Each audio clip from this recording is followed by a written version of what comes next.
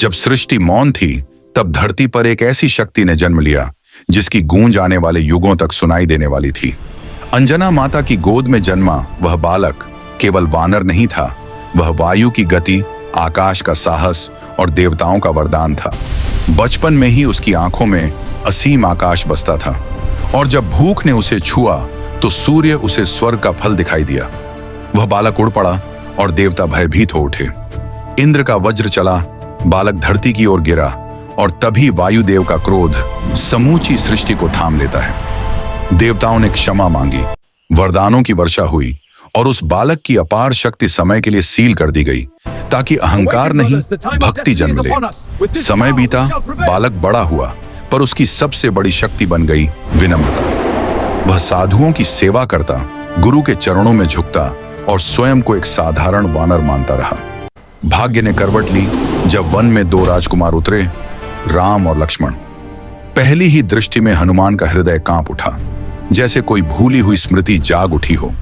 उसने दंडवत प्रणाम किया और उसी क्षण उसका जीवन उद्देश्य पा गया, सेवा। राम की वाणी में धर्म था और उनकी आंखों में करुणा। हनुमान ने बिना किसी प्रश्न के स्वयं को समर्पित कर दिया। सीता की खोज का आदेश मिला और समुद्र के किनारे आशा डगमगाने लगी। तब जामवंत ने हनुमान को उसकी भूली हुई शक्ति का स्मरण कराया। जैसे ही राम नाम ने उसके भीतर कंपन किया, वह शक्ति जाग उठी। पर्वत, आकाश, समुद्र सब छोटे पड़ गए।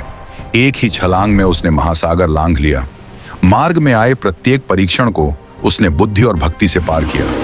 अंततः वह लंका पहुंचा, अहंकार का स्वर्ण नगर।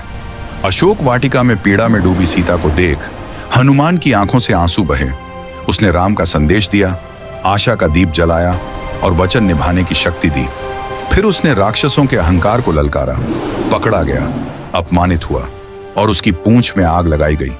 पर वही आग लंका के विनाश का कारण बनी। हनुमान उड़ा और स्वर्ण नगरी धधक उठी, पर सीता सुरक्षित रही क्योंकि भक्ति ने अग्नि को भी धर्म में बांध दिया। युद्ध आरंभ हुआ, राम सेतु बना, राम नाम पर पत्थर तैरने लगे। रणभूमि में हनुमान का पराक्रम देखने योग्य था। जब लक्ष्मण मूर्छित हुए, तब हनुमान समय से भी तेज उड़े। संजीवनी पर्वत उठाया, आकाश चीर दिया और प्राण लौट आए। अंततः अधर्म पर धर्म की विजय हुई। रावण गिरा और राम का राज्य स्थापित हुआ। विजय के बाद राम ने वर मांगने को कहा, पर हनुमान ने कुछ नहीं मांगा। उसने अपना वक्ष चीर कर दिखाया, जहां सदा के लिए राम और सीता विराजमान थे। राम ने उसे अमृत दिया ताकि कलियुग में भी वह हर संकट में पुकार पर उपस्थित हो। आज भी जब कोई भयभीत होकर राम नाम लेता है, तो शक्ति बनकर, साहस बनकर हनुमान उसके साथ खड़े होते हैं। यही है भक्ति, यही है हनुमान। जय श्री राम, जय बजरंग बली।